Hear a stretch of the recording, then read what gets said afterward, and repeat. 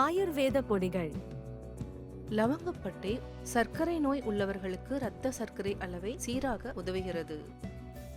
இஞ்சி ஜீரண சக்தியை பெருக்குவதற்காகவும் பசியை தூண்டுவதற்காகவும் சக்தி வாய்ந்த மருந்தாக பயன்படுகிறது இஞ்சி.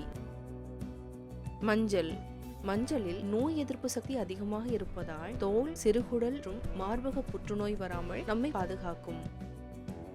கிராம்பு கிராம்பை மென்று சாப்பிடுவது சுவாசத்தை புத்துணர்ச்சி அடைய செய்யும். மேலும் பல்வலியை போக்கவும் கிராம்பு ஒரு மிகச்சிறந்த மருந்து.